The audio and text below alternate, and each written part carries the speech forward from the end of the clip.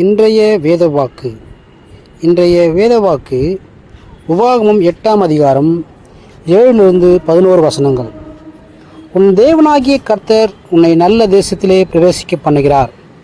அது பள்ளத்தாக்குகளிலும் மலைகளிலும் இருந்து புறப்படுகிற ஆறுகளும் ஊற்றுக்களும் ஏரிகளும் உள்ள தேசம்.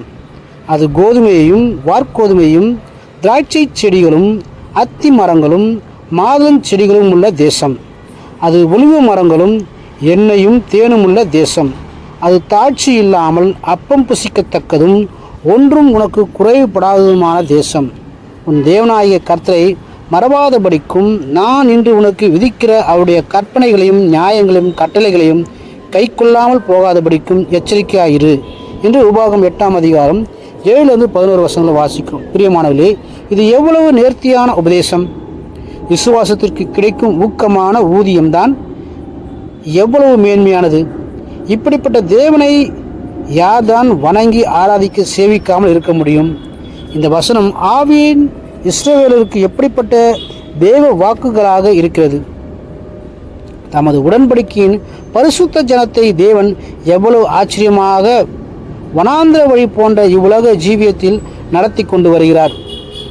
நமது அன்றாட தேவைகளை எல்லாம் அவர் திவ்யமாகவே நடத்தி வருகிறார். வீணான அலைச்சல்களில் இருந்தும் அவருடைய அன்பின் கரம் நம்மை அரணான அனுசரணையாய் நடத்துகிறது. நாம் இடது வலதுபுறம் சாய்ந்து விடாமல் கைப்பிடித்து நடக்கின்றார். அவர் நம்மை மலை, ஆறு, பள்ளத்தாக்கு, ஊற்று, ஏரிகளுள்ள தேசத்தில் அழைத்து வரவில்லையா? கோதுமையும் வார்கோதுமையும் திராட்சை செடிகளும் அத்தி மரங்களும் மாதுளஞ்செடிகளும் ஒலிவ மரங்களும் எண்ணெயும் தேனும் உள்ள தேசமல்லவா? வானத்தின் அப்பமாகிய மன்னா குறைவின்றி கிடைக்கின்ற தேசமல்லவா? நிச்சயமாகவே நாம் எதிலும் குறைவுபடவில்லை. மாம்சீக இஸ்ரவேலர் தேவனுடைய நீதி, நியாயம், பிரமாணங்கள் நடப்பது அவசியம் அல்லவென்றால், மெய்யான ஆவியின் இஸ்ரவேலராகிய நாம் தேவநீதி நியாயத்தில் நிலை கொண்டிருக்க வேண்டும் என்பது எவ்வளவு காரணமாக இருக்கிறது! நாமோ நமக்கே அதிக பொறுப்பு காரணங்களும் உண்டு. ஆகையினாலே நமக்கு கொடுக்கப்பட்டதான பொறுப்பு காரணங்களிலே நாம் உறுதியாக இருக்க வேண்டும். நம்மை தெரிந்து கொண்ட நாள் முதல் இம்மட்டும் நடத்தி வந்த பாதையை நாம் எண்ணி பார்க்க வேண்டும். நம்முடைய தேவைகளையும் சந்தித்து நம்மை பராமரித்து நம்முடைய போக்கிலும் வரத்திலும் நமக்கு பாதுகாப்பை தந்து ஒவ்வொரு நாளும் நம்மை தேற்றி ஆற்றி நடத்தினார்.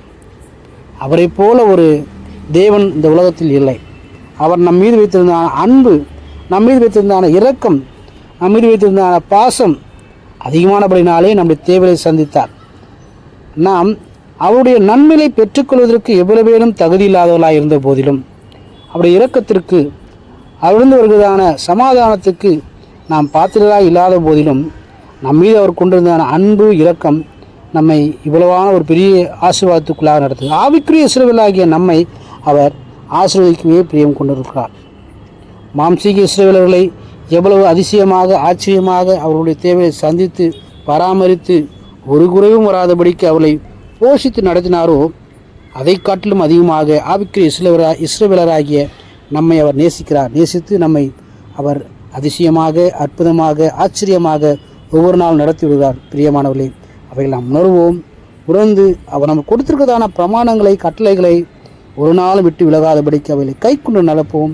கர்த்தர் நம்மோடு கூட நம்முடைய தேவையை சந்தித்து நித்தியத்துக்கு நேராக, பரலோக வாழ்க்கைக்கு நேராக, நித்திய ஜீவனுக்கு நேராக நம்மை நடத்த அவர் வல்லமையுள்ளவராக இருக்கிறார். நாம் தொடர்ந்து அந்த வசனங்களை பிடித்து கொண்டு வாழ்வோம். கர்த்தர் நம் மீது வைத்திருக்கிறதான அந்த இரக்கத்தை அவர் வெளிப்படுத்துவார். வசனத்தின்படியே வாழ நம்மை விட்டு கொடுப்போம். கர்த்தர் தாமே நம்மை ஆசீர்வதிப்பாராக. ஆமென். God bless you.